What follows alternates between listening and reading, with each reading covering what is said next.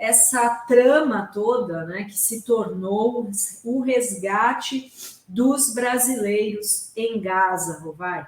Depois dessa participação do ex-presidente Jair Bolsonaro com o embaixador de Israel nessa reunião, ou seja, a representação diplomática de Israel no Brasil com o ex-presidente, né? Não se reuniu com o governo atual, que é com quem ele deveria traçar, né, de relações e, né, diplomáticas. Foi uma reunião no Congresso com deputados parlamentares da extrema-direita e Bolsonaro.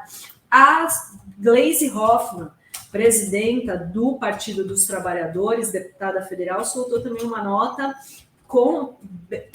criticando, mas olha só, mais uma vez o embaixador de Israel no Brasil intrometeu-se indevidamente na política interna de nosso país, num ato público com o inelegível Jair Bolsonaro, realizado em pleno Congresso Nacional. Intrometeu-se, né, Rovai?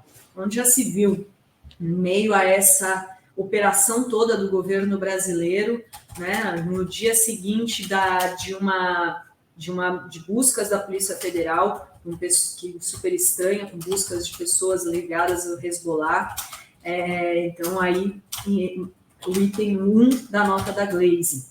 Número 2, é totalmente condenável a manipulação que fazem de um conflito em que a atuação da diplomacia do Brasil, orientada pelo presidente Lula, atuou desde o início pela construção de uma solução pacífica na ONU e junto aos países envolvidos no conflito, a começar por Israel.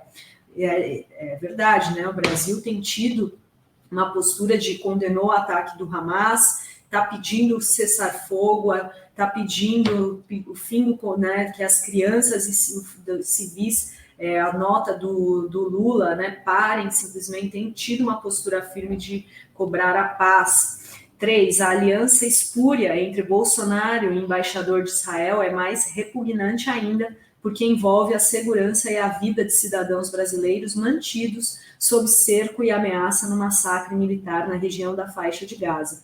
4, o Brasil não admite que questionem nossa soberania. Esta é a lição que o embaixador de Israel não entendeu. O tempo da subserviência acabou junto com o mandato de Jair Bolsonaro, que prestava continência para a bandeira dos Estados Unidos e fez do Brasil um pária entre as nações. E, Rovai, depois disso, muita gente pedindo a expulsão do embaixador de Israel no Brasil, do país. Um deles aqui, inclusive, é o Lindbergh Farias. Olha o que ele diz, passou do limite. O embaixador de Israel, Daniel Zolshen, cruzou a linha do aceitável. Criticou publicamente Lula e o governo, que desde o início do conflito só pregam e trabalham pela paz. E agora se reúne com Bolsonaro e bolsonaristas para fazer política, pergunta.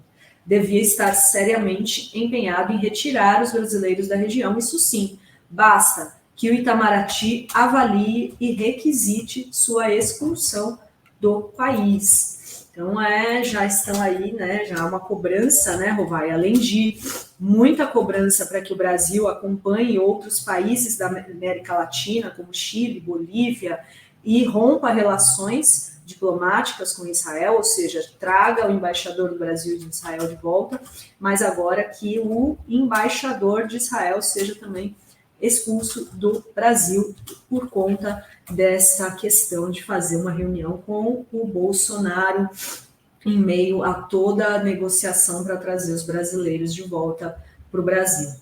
E aí, usando ainda isso, né, Rovai, para criar a narrativa de que teria sido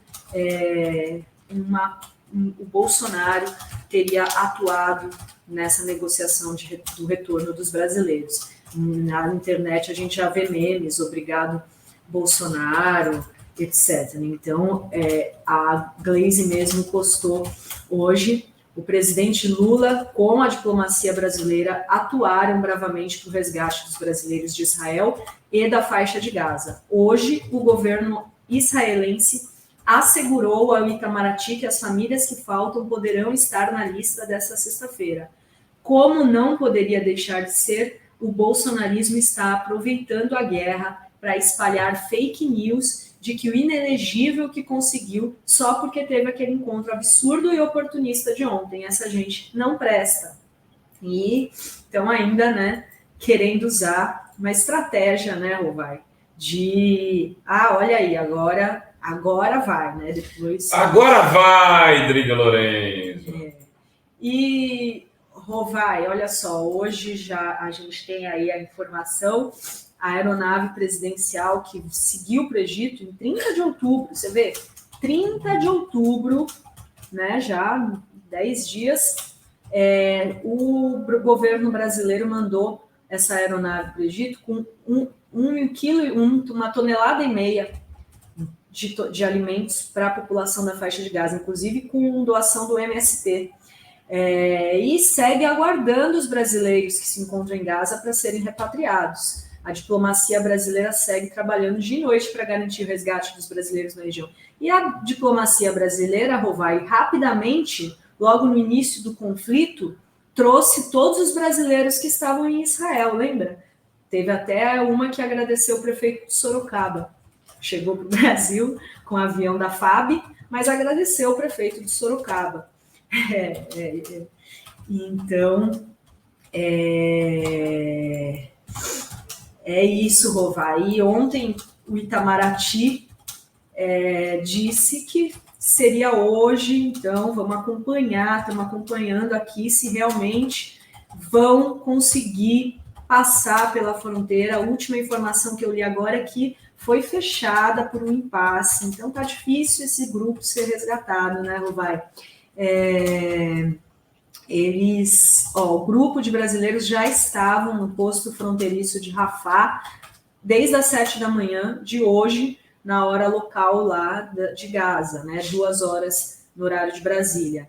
Estavam já esperando os trâmites necessários para a entrada no Egito e posterior repatriação para o Brasil. O que acontece? Eles têm que ser revistados, né, Rovai, para repassar ali pela fronteira. E ainda disse o Itamaraty, a inclusão dos brasileiros na lista de hoje de Rafah foi informada ao ministro Mauro Vieira pelo chanceler de Israel, Eli Cohen, na tarde de ontem. Foi o 4º telefonema entre os ministros desde os atentados de 7 de outubro. E ontem mesmo o Itamaraty divulgou que o ministro Mauro Vieira estava em contato com o seu homólogo, né, em Israel, Eli Cohen, para tratar da situação dos brasileiros, e que o Cohen afirmou não ter sido possível cumprir a garantia dada por ele de que os brasileiros sairiam ontem, né, que era então, antes de ontem, 8 de novembro, por fechamentos inesperados na fronteira. Ele assegurou ao chanceler Mauro Vieira ontem que os brasileiros estariam autorizados a passar a fronteira, né, se estariam na lista de estrangeiros autorizados a cruzar a fronteira hoje. Você vê como Israel que faz a determinação, Rovai, de quem passa a fronteira, né? Pois é. E essa história, como eu já disse, voltando a dizer, né, essa história é muito triste. É uma história que, de fato, está, de alguma forma, monopolizando as atenções aí de diversos veículos midiáticos.